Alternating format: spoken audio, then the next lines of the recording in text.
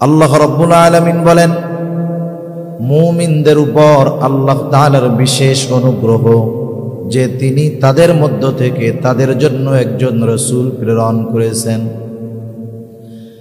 রাসূল আকরাম সাল্লাল্লাহু আলাইহি ওয়াসাল্লাম হলেন মুমিনদের জন্য আল্লাহ তাআলার পক্ষ থেকে স্পেশাল এক অনুগ্রহ। তবে আমার আপনার নবী গোটা সৃষ্টি জগতের জন্য রহমত।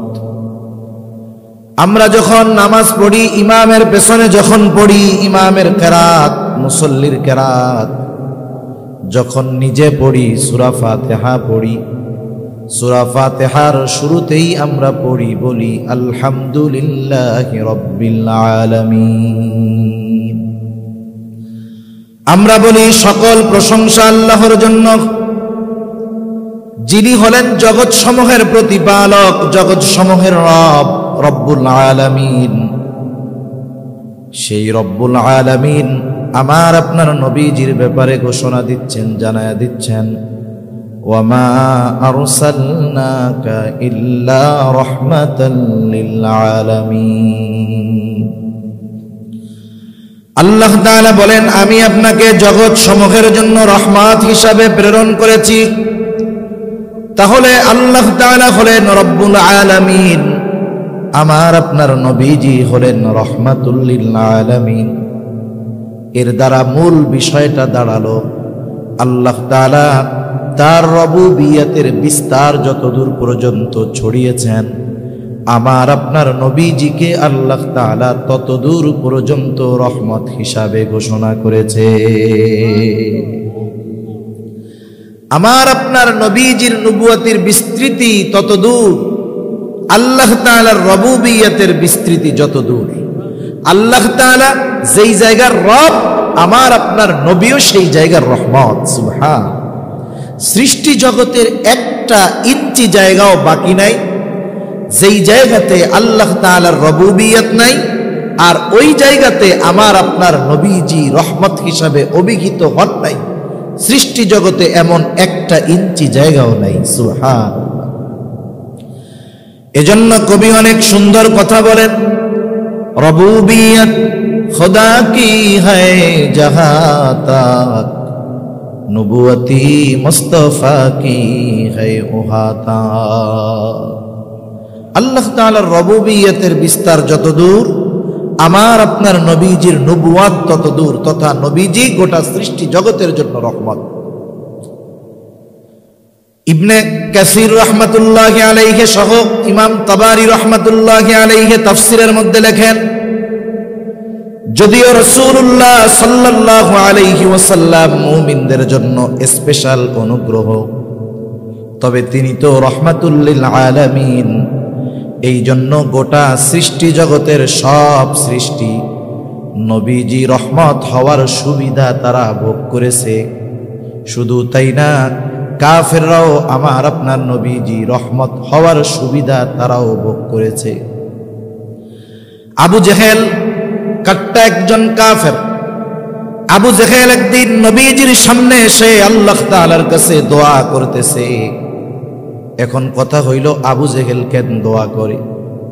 বিষয় হলো, মক্কার কাফের যারা ছিল, এরা যদিও শিরকের সাথে জড়িত ছিল, কিন্তু এরা আল্লাহ তাআলার অস্তিত্বে বিশ্বাসী ছিল। আল্লাহ তাআলাকে তারা বিশ্বাস করত, এ কথা আমার নয়, স্বয়ং আল্লাহ তাআলাই কোরআনুল কারীমের মধ্যে বলেন, ওয়ালা ইন সাআলতাহুম মান খালাকাস সামাওয়াতি ওয়াল আরদা লায়াকুলুন্নাল্লাহ। আল্লাহ রাব্বুল আলামিন বলেন, আপনি যদি মক্কার মুশরিকদেরকে জিজ্ঞাসা করেন, মান খালাকাস সামাওয়াতি ওয়াল আরদ, আসমান এবং জমিনের স্রষ্টা কে? মক্কার মুশরিকদেরকে যদি আপনি এই প্রশ্ন করেন, তারা তাদের দেব দেবীদের কথা বলবে না, লাত মানাত উজ্জার কথা বলবে না। আল্লাহ তাআলা দুইটা তাকিদ যোগ করে বলেন, লায়াকুলুন্নাল্লাহ, অবশ্যই অবশ্যই মক্কার মুশরিকেরা বলবে আসমান জমিনের স্রষ্টা হলেন আল্লাহ। আরো আয়াত আছে, আমি বলতে গেলে আলোচনা লম্বা হয়ে যায়। তারা যে আল্লাহ তাআলাকে স্রষ্টা হিসাবে বিশ্বাস করে এ সাক্ষ্য দুনিয়ার কেউ দেয় নাই, দিয়েছেন কে? আল্লাহ। তবে এরা এমন কিছু শিরকের সাথে জড়িত ছিল যেগুলোর মাধ্যমে ঈমান ধ্বংস হয়ে যায়, এজন্য ওরা অনন্তকাল জাহান্নামে।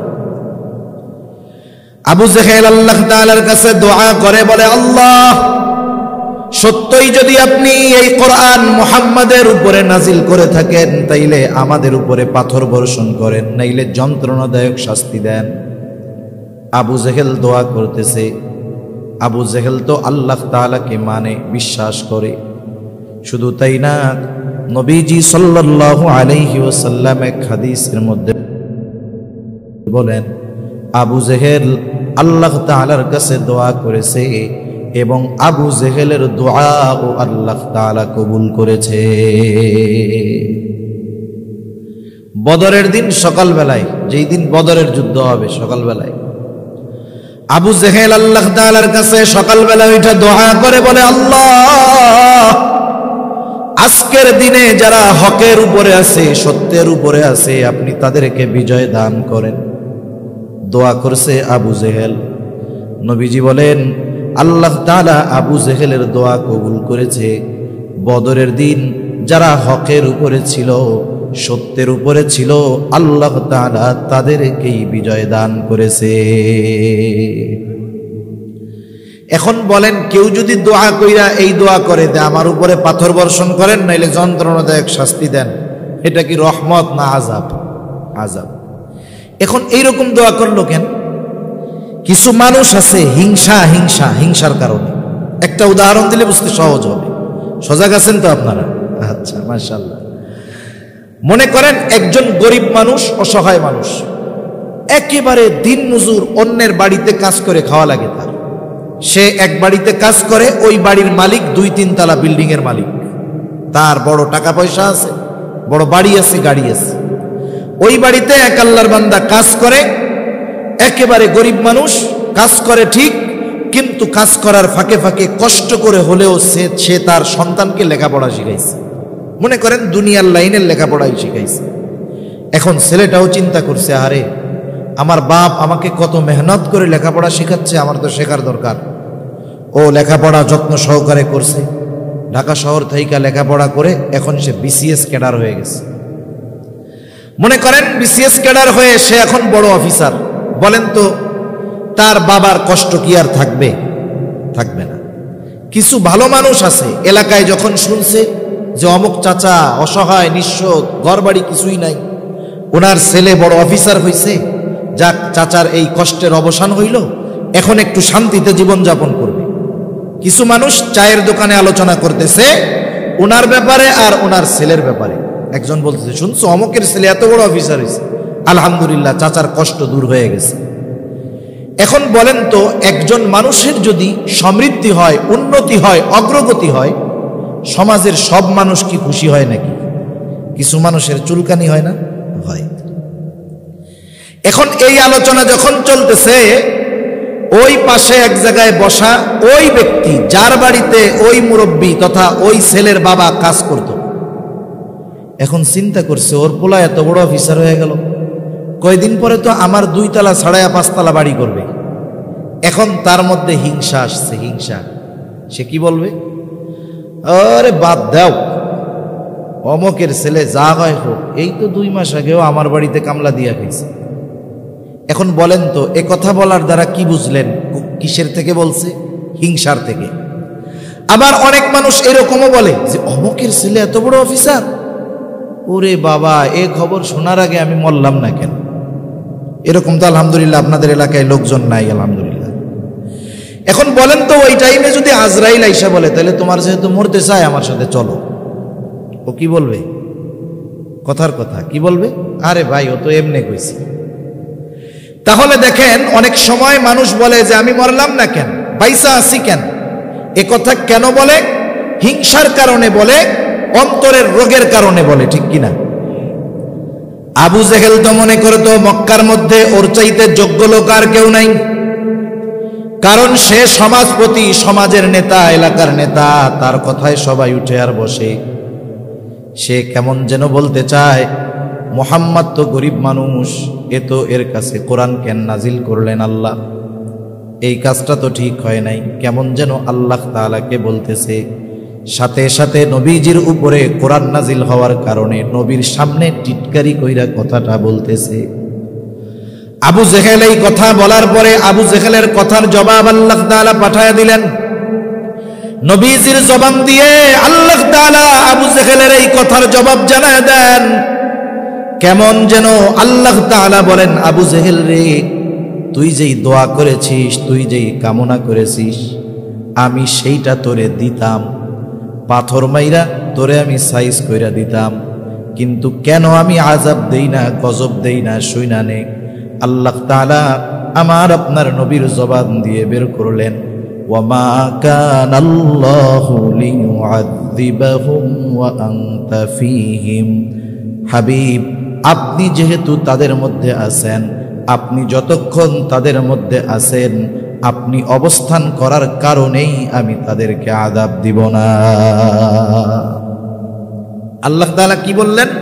সাইজ তোরে করতাম, কেন করি না জানিস? রহমাতুল লিল আলামিন দুনিয়ার জমিনে আছে, এই জন্য সাইজ করি না। এই উপকার শুধু যে আবু জেহেল ভোগ করেছে তা না, কিয়ামত পর্যন্ত সব মানুষ ভোগ করবে, নেককার হোক আর পাপী হোক। রহমাতুল লিল আলামিন দোয়া করে গেছে, আল্লাহ আমার উম্মতের অবাধ্যতার কারণে, পাপের কারণে আপনি তাদেরকে সমূলে শেষ করে দিবেন না। শুধুমাত্র নবীজির সম্মানার্থে এত পাপাচার, অনাচার, এত গুনাহ হওয়ার পরেও আল্লাহ তাআলা মাঝে মধ্যে একটু ভূমিকম্প দিয়ে সতর্ক করে, কিন্তু চূড়ান্তভাবে এই উম্মতকে নিঃস্ব করে দেয় না। সেজন্য নবীজি হলেন রাহমাতুল লিল আলামিন। তবে উম্মতের প্রতি কত দরদি ছিলেন নবী, আল্লাহ তাআলা এই কথাও জানায় দেন। আমার আপনার নবী উম্মতকে ভালোবাসতেন, উম্মতের মোহাব্বত, ভালোবাসা নবীজির অন্তরে ছিল। আমরা তো অনেক সময় উলামায়ে কেরাম আলোচনা করেন, আমরাও করি নবীকে ভালোবাসতে হবে। কেন ভালোবাসতে হবে? এর কিছু যৌক্তিক কারণও আছে, হাদিস কোরআনেও আছে। স্বাভাবিক বিষয়, একটা মানুষ যদি আমার আপনার জন্য সর্বোচ্চ দরদি হয়, আমার আপনার জন্য যদি সে জীবন দিতে প্রস্তুত থাকে, বলেন তো আমিও তাকে জীবন দিয়ে মোহাব্বত করব কি করব না? এটা যুক্তি বলে। নবীজি আমাদেরকে মোহাব্বত করে দেন, কত মোহাব্বত করে দেন। আব্দুল্লাহ ইবনে আমর ইবনুল আস রাদিয়াল্লাহু তাআলা আনহু বলেন, একদিন আমরা নবীজির সাথে এক মজলিসের মধ্যে বসে আছি, হঠাৎ করে নবীজি তিলাওয়াত করলেন, আন্নান নবী সাল্লাল্লাহু আলাইহি ওয়াসাল্লাম তাআলা মা কাওলাল্লাহি আযজা ওয়া জাল্লা ফি ইব্রাহিম আলাইহিস সালাম। আল্লাহ রাব্বুল আলামিন ইব্রাহিম আলাইহিস সালাতু ওয়াস সালামের ব্যাপারে যা নাজিল করেছেন, রাসূলুল্লাহ সাল্লাল্লাহু আলাইহি ওয়াসাল্লাম ওইটা তিলাওয়াত করলেন। কি নাজিল করেছে? আল্লাহ ইব্রাহিম আলাইহিস সালাম তার উম্মতের জন্য আল্লাহ তাআলার কাছে দোয়া করেছে, গুনাহগার উম্মতের মাগফিরাত কামনা করে দোয়া করেছে। আল্লাহ তাআলা ওই দোয়ার খবর কোরআনুল কারীমের মধ্যে আমাদের জানায়া দিয়েছে। প্রত্যেকটা নবী তার উম্মতকে ভালোবাসে। উম্মত গুনাহগার হোক আর নেককার হোক, ইমানদার হোক আর বেঈমান হোক, নবী তার উম্মতকে ভালোবাসে। সব নবী চায় তার সব উম্মত নাজাত পাক, জান্নাতি হয়ে যাক। বরং অনেক সময় পাপীগুলার ব্যাপারে চিন্তিত বেশি থাকে। যেমন মনে করেন এক লোকের 5টা ছেলে, 5টা ছেলের মধ্যে 4 ছেলেই দিনদার, মুত্তাকি, পরহেজগার, একজন খারাপ। ওই 4 জন একসাথে যত ভালো, একজন ওই 4 জনের চাইতে বেশি খারাপ। এখন বলেন তো, মা বাবা যখন একা একা চিন্তা করে, তখন চিন্তা কি ওই ভালো 4 ছেলের জন্য বেশি করে না খারাপটার জন্য বেশি করে? বলেন তো, আল্লাহ তাআলার কাছে যখন দোয়া করে, নেককার 4 সন্তানের জন্য বেশি দোয়া করে নাকি বদকারটার জন্য করে? একটু চিন্তা কইরা দেখেন, সন্তান যত পাপী হোক, বদকার হোক, মা বাবা মোহাব্বতের কারণে সন্তানকে দূরে ঠেলে দেয় না।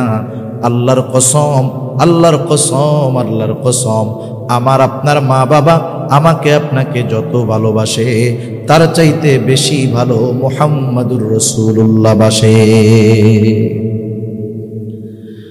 ইব্রাহিম আলাইহিস সালাতু ওয়াস সালাম তার গুনাহগার উম্মতের মায়া অন্তরে মোহাব্বত, এই জন্য দোয়া করতেছে, রব্বি ইন্নাহুন্না আযলালনা কাসীরাম মিনান নাস ফামান তাবিআনি ফাইন্নাহু মিন্নি ওয়া মান আসানি ফাইন্নাকা গফুরুর রহিম।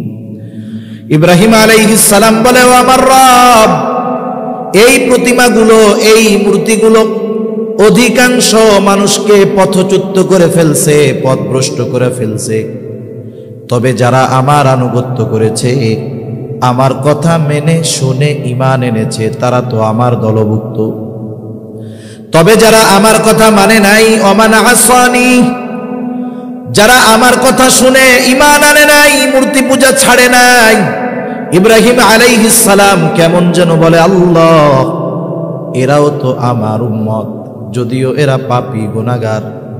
কেমন যেন ইব্রাহিম আলাইহিস সালাম বলে, আল্লাহ আপনি যদি চান আমার এই গুনাহগার উম্মত গুলারেও আপনি মাফ করে দিতে পারেন। কারণ কি? ফাইন্নাকা গফুরুর রহিম, আপনি হলেন অতিশয় ক্ষমাশীল আর দয়ালু, আপনি আমার গুনাহগার উম্মত গুলারেও মাফ করে দেন। রাসূলুল্লাহ وقال عيسى عليه السلام إن تعذبهم فإنهم عبادك। ঈসা আলাইহিস সালাম তার গুনাহগার উম্মতের জন্য দোয়া করে বলে, আল্লাহ আপনি যদি তাদেরকে শাস্তি দেন তারা তো আপনারই বান্দা, আর আপনি যদি তাদেরকে ক্ষমা করে দেন, ওয়া ইন তাগফির লাহুম ফাইন্নাকা আনতাল আজিজুল হাকীম, আর আপনি যদি তাদেরকে ক্ষমা করে দেন, আপনি আজিজ, আপনি হাকিম, আপনি হলেন মহাপ্রক্রমশালী, মহাপ্রজ্ঞাময়। আপনি যদি আমার উম্মত আপনার গুনাহগার বান্দাকে ক্ষমা করে দেন, কেউ আপনাকে জিজ্ঞাসা করবে না, কারণ জানতে চাইবে না, কারণ আপনি তো আজিজ, আপনি তো হাকিম।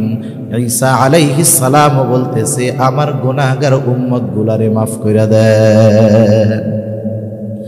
অনেক সময় অনেক কথা আমাদের মনে থাকে না, আরেকজনের ওই বিষয়টা করতে দেখলে, বলতে দেখলে তখন নিজের মনে পড়ে যায়, হয় না এরকম? অনেক সময় মনে করেন আপনি একটা জিনিস করবেন, মনে নেই, কথার কথা বাসার থেকে বলছে, মোবাইলে 100 টাকা বইরা দিয়েন, বাজারে আসছেন আর মনে নেই, ভুলে গেছে। হঠাৎ দেখতেছেন আর একজন সামনে ওই টাকা রিসার্চের দোকানে টাকা রিসার্চ করতেছে, আরে মনে পড়ে গেছে, আমারও তো বাসার থেকে বলতে বলছিল।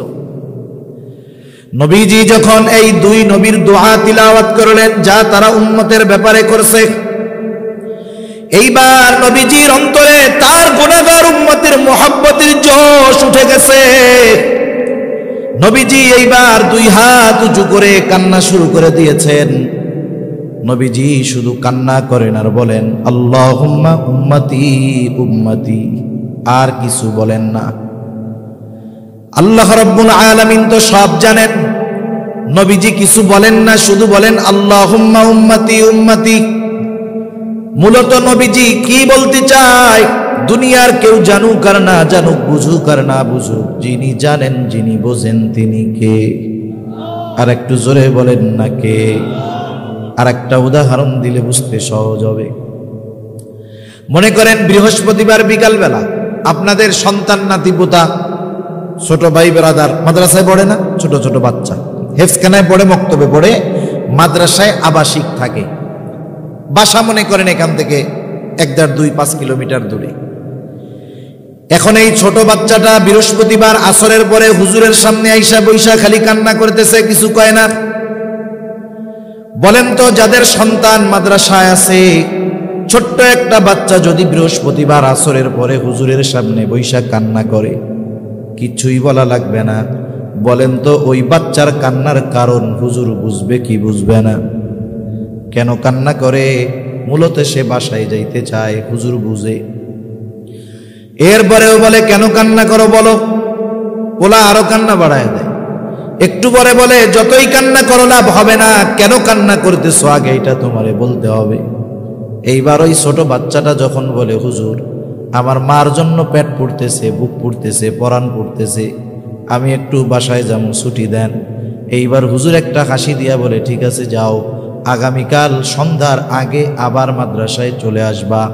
তাহলে দেখেন হুজুর কারণ বুঝার পরেও ছাত্রর মুখ দিয়ে কেন শুনতে চায়।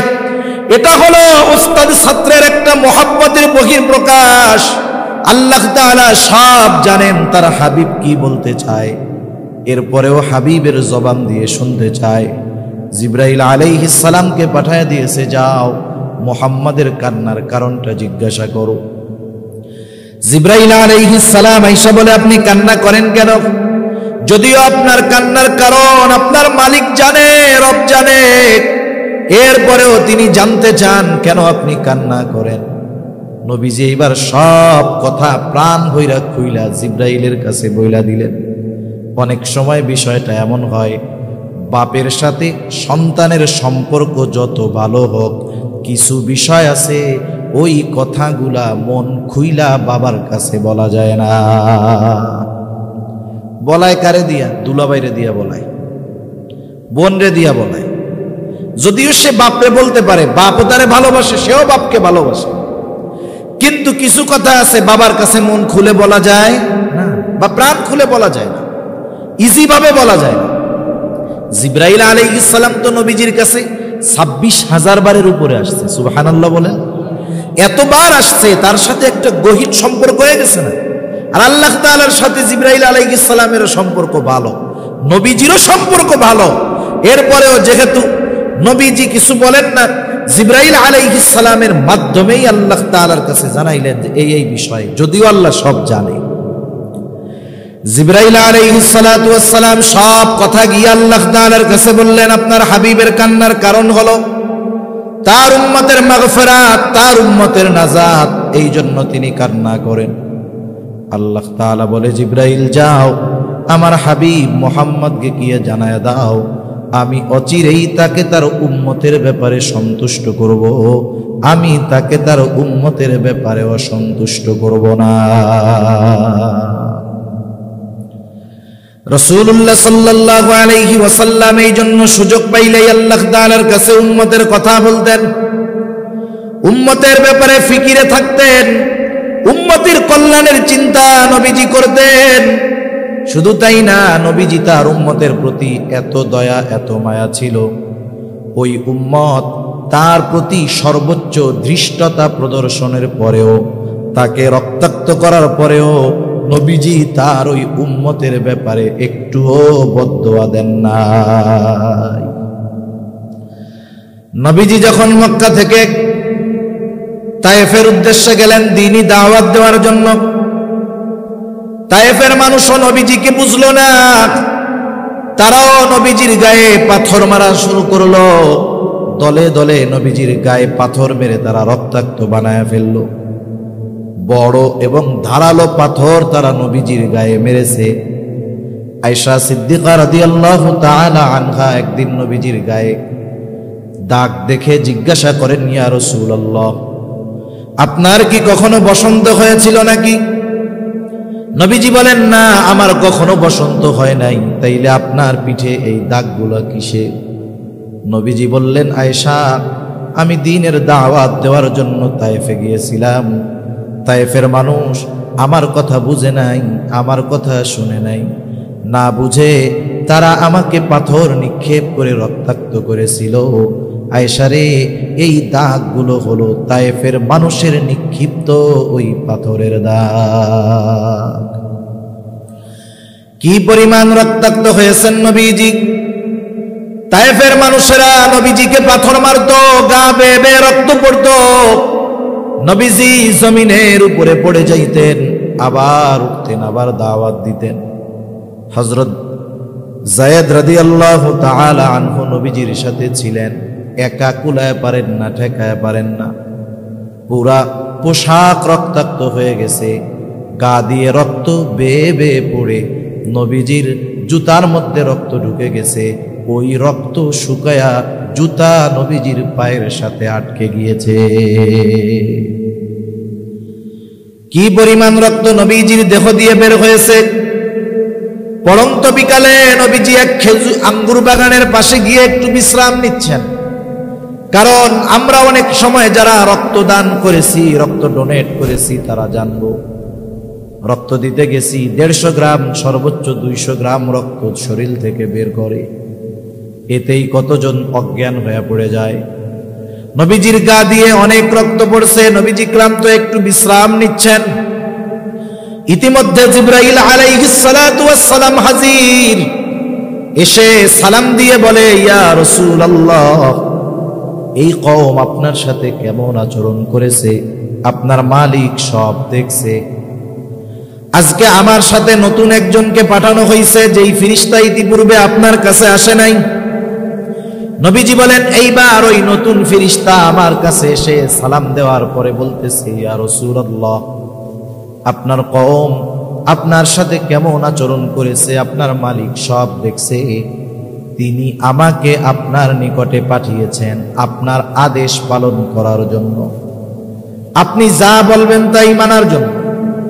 আপনি যদি আমাকে আদেশ দেন, নির্দেশ দেন, যেই সম্প্রদায় আপনার সাথে এমন আচরণ করেছে, আপনি যদি আমাকে নির্দেশ দেন 2 পাহাড় দিয়ে তাদেরকে এমন ভাবে পিষে দেওয়া হবে, ওইখানে যে একটা জনবসতি ছিল তার কোনো অস্তিত্ব থাকবে না। একটু চিন্তা করে দেখেন আমরা কতটা প্রতিশোধ পরায়ণ। 10 বছর আগে কেউ যদি আমাদের দিকে একটু চোখ গরম করে তাকায় থাকে, 10 বছর পরে যদি আমি পাওয়ার পাই, ক্ষমতা পাই, আমি চিন্তা করি 10 বছর আগে যে আমার দিকে চোখ গরম করে তাকাইছে তার চোখটাই তুলে দিমু, ঠিক কিনা বলেন?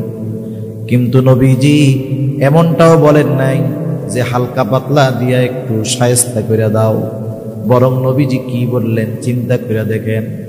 কেন তিনি রাহমাতুল লিল আলামিন, কেন অন্তরের মধ্যে উম্মতের মায়া, উম্মতের মোহাব্বত ভরা।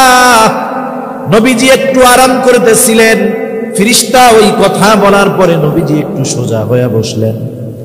কেমন যেন নবীজি বলতেছেন, শোনো, তুমি তো আমাকে বলতেছো আদেশ দেন 2 পাহাড় দিয়ে তাদেরকে পিষে দেই, তবে শোনো তাদের ব্যাপারে আমার বক্তব্য কি।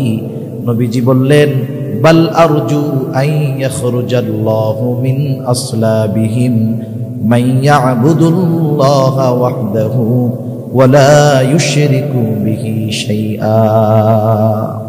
নবীজি বলেন, শোনো, 2 পাহাড় দিয়ে পিষে হত্যা করা নয়, নিশ্চিহ্ন করা নয়, বরং আমি আল্লাহ তাআলার কাছে তাদের ব্যাপারে এই আশা পোষণ করি যে আল্লাহ রাব্বুল আলামিন এই মানুষগুলোর মধ্য থেকে এমন এক প্রজন্ম বের করবে, এমন এক জাতি বের করবে যারা এক আল্লাহর ইবাদত করবে, তার সাথে কারো শরীক করবে না।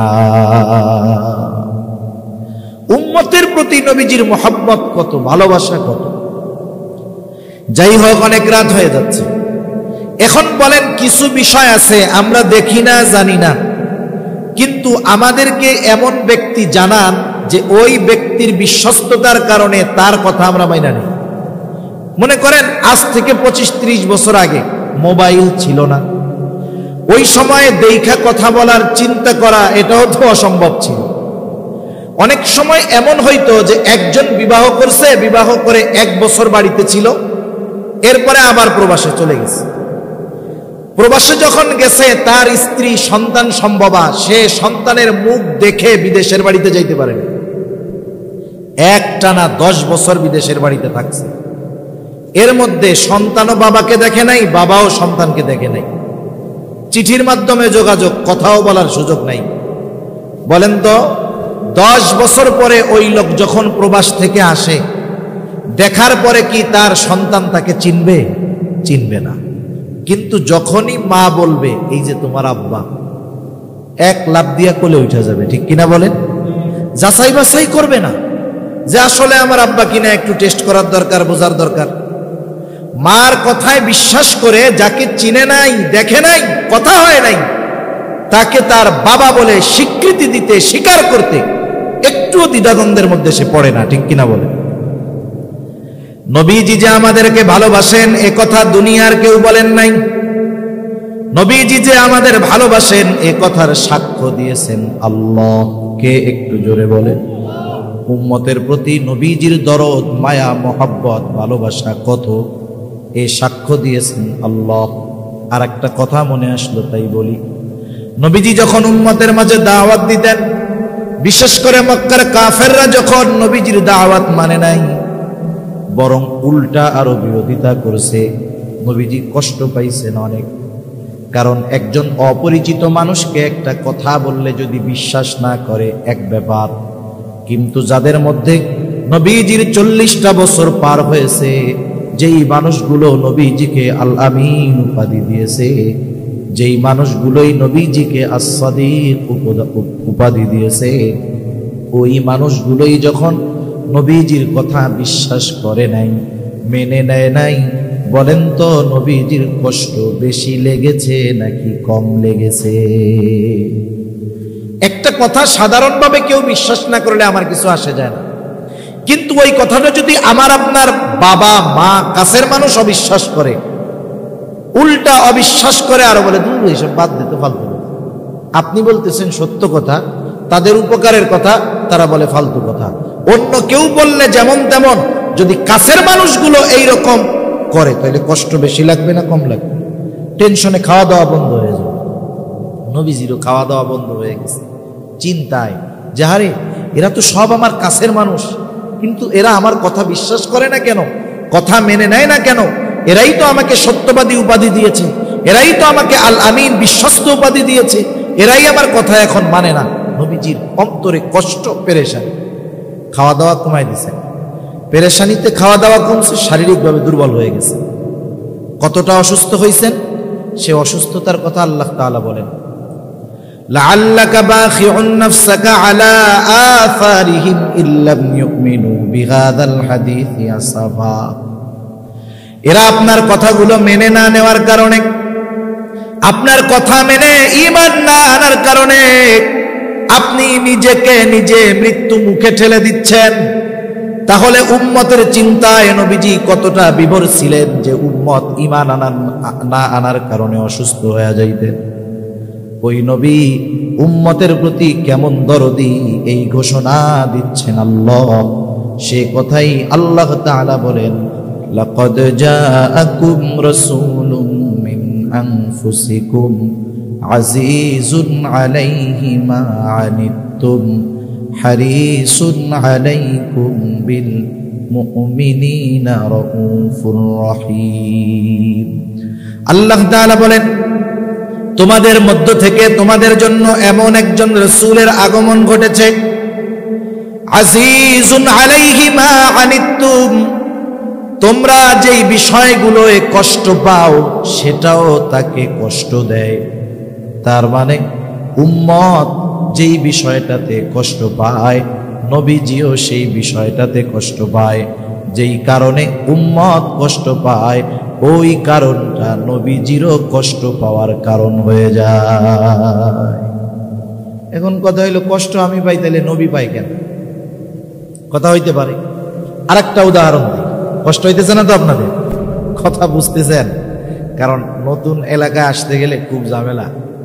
আমি তো পটুয়াখালী একবার আসছি কিনা অনেক আগে, তাও মনে হয় ওই বরিশালের ব্রিজটা পার হয়ে ওইদিকে এক জায়গায় হবে, তো অনেক আগে। তা এক এলাকায় না আসলে, আন্ডারস্ট্যান্ডিং না হইলে, দেখা কথা না শুনলে অনেক সময় যিনি বলেন তারও ইতস্ত লাগে। যারা শুনেন এই ধরনের কথা শুনে যদি অভ্যস্ত না থাকেন তাহলে শুনতেও ভালো লাগে না। আমিও আবার মনে করতেছি যে আপনারা কথা বুঝতেছেন কিনা আল্লাহই জানে। তা যাই হোক, দেখেন তো একজনের সন্তান আছে 3 বছরের এক বাচ্চা, বাচ্চার প্রচন্ড জ্বর, থার্মোমিটারের 108 পার হয়ে গেছে, 104 পার হয়ে গেছে। বাচ্চা যন্ত্রণায় জ্বরে কষ্টে থরথর করে কাঁপতেছে। বলেন তো, বাচ্চা জ্বরে অসুস্থ কাঁপতেছে, এই সময় তার মা বাবার কেমন লাগে? কেমন লাগে বলেন? বাস্তবতা হলো, ওই বাচ্চা জ্বরে যেরকম কষ্ট পায়, তার চাইতে ওই বাচ্চার ওই অবস্থা দেখে মা বাবা আরো বেশি কষ্ট পায়। মনে মনে আল্লাহ রেখে, আল্লাহ রোগটা আমারে দিয়ে আমার পোলাটারে সুস্থ করো তো। মা বাবা সন্তানের মোহাব্বতে সন্তানের কষ্টটা নিজে অনুভব করে। রহমাতুল লিল আলামিন আমাকে আপনাকে মা বাবার চাইতে বেশি মোহাব্বত করে বিদায়, মা বাবার চাইতে বেশি ভালোবাসে বিদায় আমার আপনার জন্য কষ্টের কারণ যেগুলো হবে ওটাও নবীজির জন্য কষ্টের কারণ হয়ে যায়। একথা আল্লাহ তাআলাই বলেন। আজিজ তিনি হলেন সমব্যথী, হারিসুন আলাইকুম তিনি তোমাদের জন্য কল্যাণকামী। নবীজি সর্বদা উম্মতের কল্যাণের চিন্তা করতেন। কোন বিষয়ের মধ্যে উম্মতের কল্যাণ সেটাই তিনি নিতেন। এই প্রসঙ্গে একটা হাদিস বলি। নবীজি বলেন প্রত্যেকটা নবীকে স্পেশাল একটা দোয়া করার সুযোগ দেওয়া হয়েছে। সব নবী সেই দোয়াটা তার উম্মতের ব্যাপারে দুনিয়াতে করে ফেলছেন। নবীজি বলেন আমি আমার ওই দোয়াটাকে মওজুদ করে রাখছি, সংরক্ষণ করে রাখছি, দুনিয়ায় করি নাই। কিয়ামতের দিন ওই দোয়াটা আমি আমার উম্মতের জন্য সুপারিশ হিসাবে আল্লাহ তাআলার কাছে করব। সেজন্য নবীজি হলেন উম্মতের সর্বোচ্চ কল্যাণকারী। স্পেশাল ভাবে মুমিনদের জন্য বিল মুমিনিনা রাউফুর রহিম। আল্লাহ তাআলা বলতেছেন ওই নবী তার মুমিন উম্মতের জন্য হলেন রাউফ, ওই মুমিন উম্মতের জন্য হলেন রহিম। নবীর ব্যাপারে বলতেছে আল্লাহ। আপনারা জানেন, হয়তো জেনে থাকবেন। বলেন তো রাউফ কার গুণবাচক নাম? আরেকটু জোরে বলেন না। বলেন তো রহিম কার গুণবাচক নাম? দুনিয়ার কোন মাখলুক রাউফ হতে পারে না, দুনিয়ার কোন মাখলুক রহিম হতে পারে না। অথচ আমার আপনার নবী আমাকে আপনাকে কত ভালোবাসে এটা বোঝানোর জন্য আল্লাহ তাআলা স্বয়ং তার নিজের গুণবাচক নাম নবীজির শানে ব্যবহার করে বলতেছেন, শোনো এই নবী হলেন তোমাদের জন্য অতি সদয় এবং পরম দয়ালু। এ কথাটা অনুধাবন করার বিষয়। বললাম এত বলে ফেললাম। আল্লাহ তাআলা নবীজিকে বলতেছে যে আপনি হলেন রাউফুর রহিম আপনার মুমিন উম্মতের ব্যাপারে। সুবহান। আমরা সেই নবীর উম্মত যেই নবীর উম্মতের প্রতি ভালোবাসা বয়ান করে বক্তব্য দিয়ে কোনো মাপার মিটার দিয়ে অনুমান করা সম্ভব না। এই নবী যে উম্মতের প্রতি দরদ শুধু দুনিয়ায় তা না, কিয়ামতের কঠিন ময়দানেও নবীজি কিন্তু উম্মতকে ভুলবে না। কিয়ামতের ময়দান এমন কঠিন, আল্লাহ তাআলা কোরআনুল কারীমের বিভিন্ন জায়গায় কিয়ামতের ময়দানের সাম্যক চিত্র তুলে ধরেন। সূরা আবাসার মধ্যে আল্লাহ তাআলা বলেন, ইয়াউমা ইয়াফিরুল মারউ মিন আখিহি ওয়া উম্মিহি ওয়া আবিহি ওয়া সাহিবাতিহি ওয়া বানিহি লিকুল্লি ইমরিইম মিনহুম ইয়াউমাইযিন শা'নুন ইউগনি। দুনিয়ার মুসিবতে সন্তান যদি পড়ে, মা জীবন দিয়ে সন্তানকে মুসিবত থেকে বাঁচায়। কিন্তু পরকালের মুসিবত এমন মুসিবত, সেই দিন ভাই ভাইয়ের থেকে পলায়ন করবে, পিতা মাতার থেকে মানুষ পলায়ন করবে, স্ত্রী সন্তানদের থেকে পলায়ন করবে।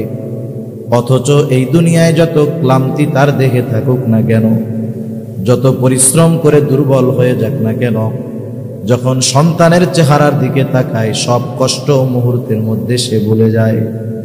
কিন্তু কিয়ামতের দিন ওই সন্তানের থেকে পালায়া থাকবে। প্রত্যেকটা মানুষ নিজের চিন্তায় বিভোর থাকবে। এমনও হবে, তাফসীরের মধ্যে আসছে, এক লোক আল্লাহ তাআলার কাছে দরখাস্ত করবে, বলবে আল্লাহ গোটা দুনিয়ার সব মানুষকে জাহান্নামে দিয়ে হলেও আমাকে মাফ করে আপনি জান্নাত দিয়ে দেন। তার মানে ওই দিন আমার ভাই আমারে চিনবে না।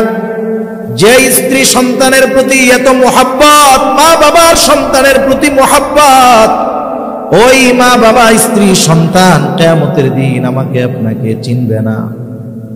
কিন্তু ওই কঠিন মুসিবতের দিন মুহাম্মাদুর রাসূলুল্লাহ তার গুনাহগার উম্মতকে ভুলবে না। উম্মতের চিন্তায় তিনি পেরেশান থাকবেন। নবীজি বলেন, হাদিসে আসছে, একবার নবীজি দৌড়ায় চলে যাবেন হাউজে কাউসারের কাছে দেখার জন্য, না জানি তার কোনো উম্মত পানি পান থেকে মাহরুম হয়ে যায় কিনা। আবার দৌড়ায় চলে যাবে পুল সিরাতের কাছে, না জানি কোনো উম্মত পুল পার হতে ব্যর্থ হয়ে যায় কিনা। আবার একবার দৌড়ায় চলে যাবে মিজানের কাছে, না জানি নেকি সওয়াব গুনাহ ওজন দেওয়ার সময় ধরা পড়ে যায় কিনা। আবার একবার দৌড়ায় যাবে জাহান্নামের কাছে, না জানি কোনো উম্মতকে জাহান্নামে দিয়ে দেওয়া হয় কিনা। আবার যখন সুপারিশের প্রয়োজন হবে, নবীজি গিয়ে আল্লাহর কুদরতি কদমে সেজদায় লুটায়া পড়বে। এক জায়গায় স্থির তিনি থাকবেন না। সব নবী জান্নাত অভিমুখে রওনা হয়ে যাবে, জান্নাতের দরজায় পৌঁছায়া যাবে। জান্নাতের দরজা বন্ধ, জিজ্ঞাসা করা হবে জান্নাতের দরজা কেন খোলা হয় না। জবাব দেওয়া হবে, যিনি আসলে খোলা হবে তিনি আসেন নাই। কে তিনি? তিনি হলেন মুহাম্মাদুর রাসূলুল্লাহ। কোথায় তিনি? হাসরের ময়দানে উম্মতের চিন্তায় বিভোর। যতক্ষণ না আল্লাহ তাআলার পক্ষ থেকে যেই উম্মতের যারা পরিমাণ ঈমান আছে, ওই উম্মতের ব্যাপারেও যতক্ষণ না ক্ষমার ব্যাপারে নিশ্চয়তা পাবেন, ততক্ষণ নবী নিজে জান্নাতে প্রবেশ করবে না। এখন বলেন, যেই নবীর আমাদের প্রতি এত দরদ, সেই নবীকে সর্বোচ্চ ভালোবাসার দরকার আছে না নাই? নবীকে ভালোবাসা এটা হলো মুমিনের ঈমান। কিছু কিছু ভালোবাসা আছে যেই ভালোবাসা কারণে আপ হয়, কারণে ডাউন হয়। বাবার প্রতি সন্তানের ভালোবাসা, এটা আপও হইতে পারে, ডাউনও হইতে পারে। বাবা যদি ইমানদার হয় ভালোবাসা বাড়বে, সন্তান যদি ইমানদার হয় ভালোবাসা বাড়বে। সন্তান যদি বেঈমান হয়, নবী বিদ্বেষী হয়, কোরআন বিদ্বেষী হয়, বলেন তো ভালোবাসা থাকবে না যাবে? কিন্তু নবীর প্রতি উম্মতের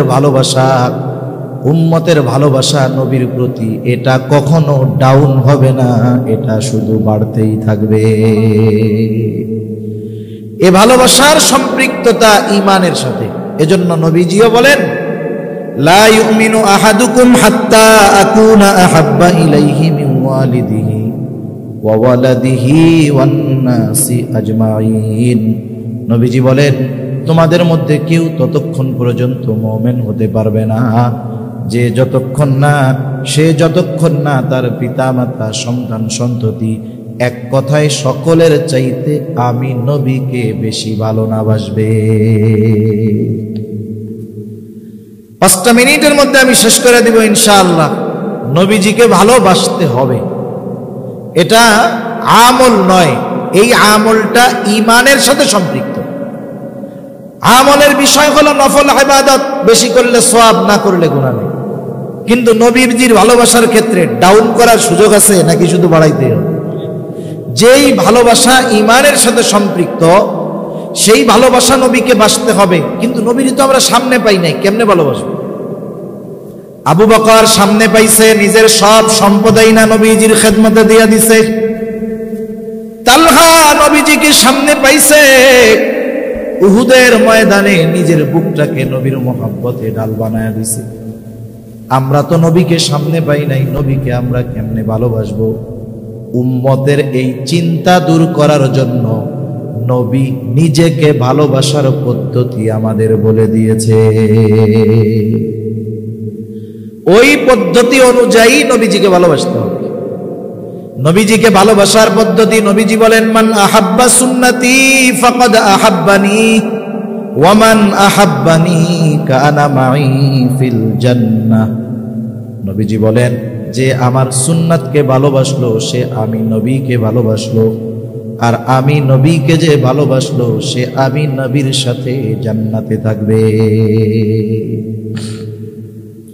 নবীর সাথে জান্নাতে থাকতে হইলে জান্নাতে যাওয়া লাগবে, ঠিক কিনা বলেন? নবীজি আর হাদিসের মধ্যে বলেন, কুল্লু উম্মতি ইয়াদখুলুনাল জান্নাতা ইল্লা মান আবা। নবীজি বলেন আমার সব উম্মত জান্নাতে প্রবেশ করবে আবা উম্মত ছাড়া। জিজ্ঞাসা করা হলো ইয়া রাসূলুল্লাহ আবা উম্মত কারা? নবীজি বললেন যারা আমার আনুগত্য করবে, আমার অনুসরণ করবে তারা জান্নাতে যাবে, আর যারা আমার আনুগত্য করবে না তারা আবা উম্মত, তাদের ঠিকানা হবে জাহান্নাম।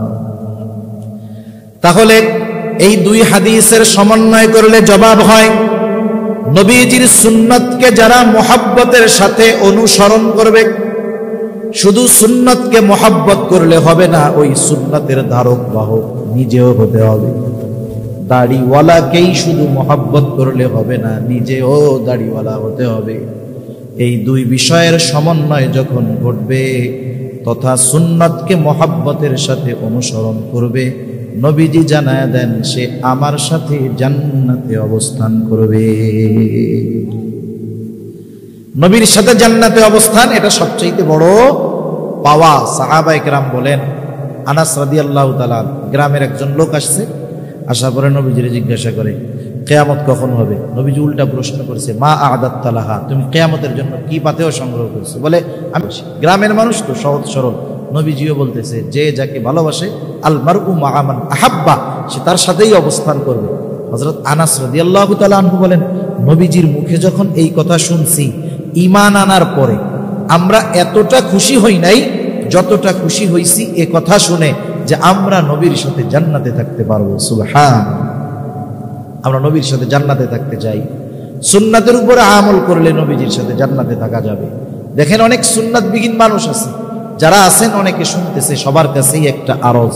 শেষ কথা আমি বলে শেষ করে দিব। দেখেন মানুষ মারা যায় না, আপনারা একটা জানাজা পড়ছেন না সন্ধ্যার পরে?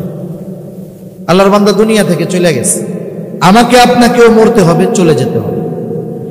মৃত্যুর পরে যদি আমার পরিচয়টা মুসলমান থাকে, মুসলমানিত্ব থাকার না থাক, যদি পরিচয় মুসলমান থাকে, মুসলমানিত্ব এক জিনিস, মুসলমান আর এক জিনিস। সার্টিফিকেটে লেখা নামে মুসলমান। আমাদের বাংলাদেশে অনেক নাস্তিক আছে, ইসলাম বিদ্বেষী, মুসলমানের ঘরে জন্ম নিছে, নাম মুসলমান। আমি কারো নাম বলি নাই বা বলাটা পছন্দ করি না। অনেকে যদি ওটা জরুরি হয় তখন তো বলার দরকার। এখন বলতে গেলে সামগ্রিকভাবে অনেকের নাম আসবে। এখন বলেন তো, ওই লোকটা যখন মারা গেছে, কথার কথা যে মইরা গেছে এটাই কি? হুমায়ুন আজাদ একজন লেখক ছিল, ঢাকা ভার্সিটির একজন প্রফেসর ছিলেন বাংলা বিভাগের সম্ভবত। এই বেটা একজন নাস্তিক, স্বঘোষিত নাস্তিক। ওই বেটা যখন মারা গেছে, নাম হুমায়ুন আজাদ না? কত সুন্দর নাম না? সার্টিফিকেট বা সবকিছুর মধ্যে মুসলমান। ওর তো গোসল দিছে, কাফন পরাইছে, ওর কিন্তু জানাজাও দিছে, আবার কবরেও রাখছে। এখন আমি আপনি মারা গেলে পরে ও তো এই কাজগুলোই করবে নাকি? যদি পরিচয় মুসলমান থাকে কাজটা করবে, মুসলমানিত্ব থাকার না থাকে। এখন এই যে মনে করেন সর্বশেষ কাফন পরাইলো, গোসল দিল, কাফন পরাইলো, জানাজা হলো, লাশের খাটিয়াটা নিয়ে যখন কবরের পাশে যাওয়া হবে, দুইজন কবরের মধ্যে নামবে আর একজন উপরে থাকবে। দুইজন উপর থেকে নিচের দুইজনকে লাশটা ধরায় দিবে। এই যে লাশটা যখন নামায় তখন একটা দোয়া পড়ে, এই দোয়াটা আপনারা জানেন কি বলে বলেন তো? বিসমিল্লাহি ওয়া আলা মিল্লাতি রাসূলিল্লাহ। এই দোয়াটার শাব্দিক অর্থ আমরা হয়তো জানি, কিন্তু প্রত্যেকটা কথার শাব্দিক অর্থের পাশাপাশি একটা মর্মার্থ আছে। এই কথাটা বলেই আমি শেষ করে দিব। আমরা দোয়া করে কবরে যখন লাশটারে রাখি, মূলত কি বলি? বুজুর্গানে দিন বলেন, ওই সময় আমরা আল্লাহ তাআলার কাছে বলি, আল্লাহ আপনার নামে এমন একজন ব্যক্তিকে এখন কবরের মধ্যে রাখতেছি, যার গোটা হায়াত সুন্নাতের উপরে পরিচালিত হয়েছে। সে যখন মারা গেছে সুন্নাতের উপরে ছিল, যখন তাকে আমরা কবরস্থ করতেছি এখনো সে সুন্নাতের উপরেই আছে। এই অবস্থায় আপনার নামে তাকে কবরস্থ করতেছি।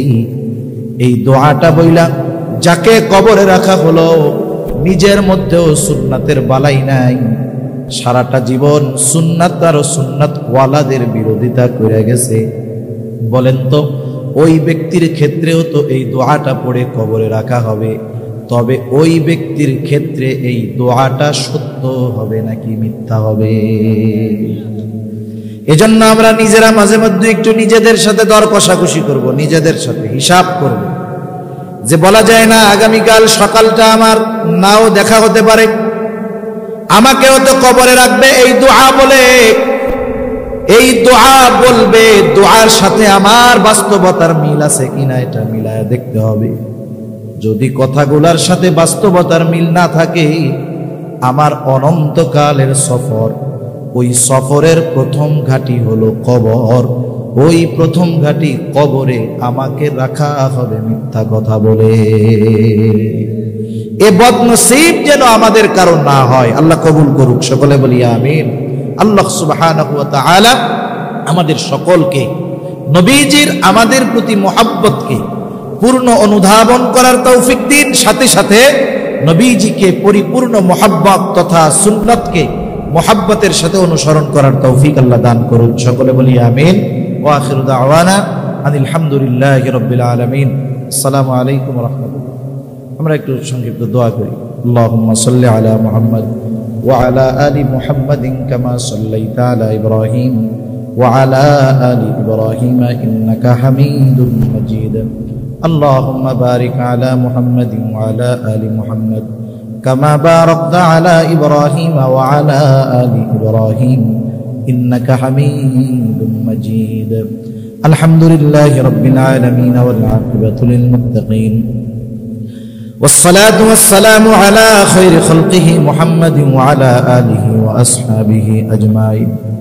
ربنا ظلمنا أنفسنا وإن لم تغفر لنا وترحمنا لنكونن من الخاسرين.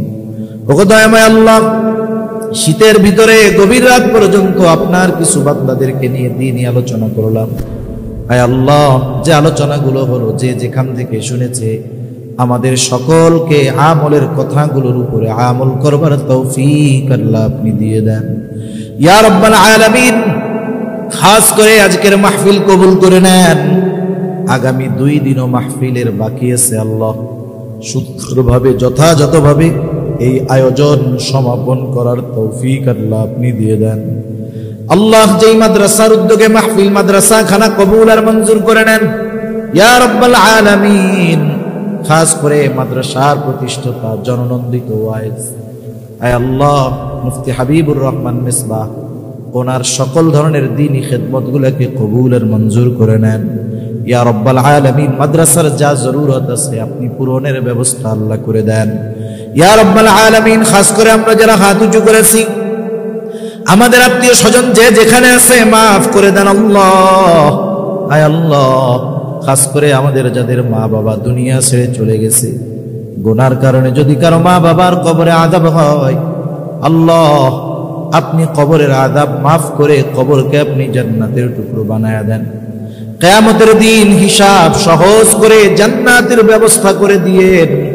আয় আল্লাহ, যাদের মা বাবা বেঁচে আছে, সুস্থ দীর্ঘ নেক হায়াত আল্লাহ আপনি দিয়ে দেন ইয়া রাব্বাল আলামিন। খাস করে মাওলা, তামাম দুনিয়ার মুসলমানদের জান মাল ইজ্জত আল্লাহ আপনি হেফাজত করেন। মাজলুম ফিলিস্তিনিদের হেফাজত করেন আল্লাহ। আয় আল্লাহ, আপনি তাদের জন্য সাহায্যকারী হয়ে যান। হামাসের মুজাহিদদেরকে আপনি আসমানি সাহায্য দান করেন আল্লাহ। জালেম গুলারে হেদায়েত দিয়ে দেন। হেদায়েত যদি না থাকে আল্লাহ, তাদের ব্যাপারে আপনি আসমানি ফয়সালা নেন। তামাম দুনিয়ার মুসলমানদের এক হওয়ার তৌফিক দেন ইয়া রাব্বাল আলামিন। কার মনে কি চাওয়া জানি না, সকলের মনের নেক চাওয়া, নেক আশাগুলো কবুল করে নেন আল্লাহ। আমাদের সকলকে বারবার মক্কা মদিনা জিয়ারতের তৌফিক আপনি দিয়ে দেন ইয়া রাব্বাল আলামিন। জীবনের অন্তিম সময়ে যখন মালাকুল মাউত মৃত্যুর পরওয়ানা নিয়ে হাজির হয়ে যাবে আল্লাহ, আমাদের সকলের জবানে আপনি তাওহীদের কালিমা নসিব করে দিয়েন। আল্লাহুম্মা ইন্না নাউযু বিকা মিনাল হাম্মি ওয়াল হাযান ওয়াল আজজি ওয়াল কাসাল ওয়াল জুবনি ওয়াল বুখল ওয়া দালা'id দাইন ওয়া গালাবাতির রিজাল। রাব্বি ইজআলনি মুকিমাস সালাতি ওয়া মিন যুররিয়্যতি রব্বানা ওয়া তাকাব্বাল দুআ। ربنا اغفر لي ولوالدي وللمؤمنين يوم يقوم الحساب ربنا هب لنا من أزواجنا وذرياتنا قرة أعين وجعلنا للمتقين إماما رب ارحمهما كما ربياني صغيرا رب ارحمهما كما ربياني صغيرا وصلى الله تعالى على خير خلقه محمد وعلى آله وأصحابه أجمعين آمين برحمتك يا أرحم الراحمين سبحانك اللهم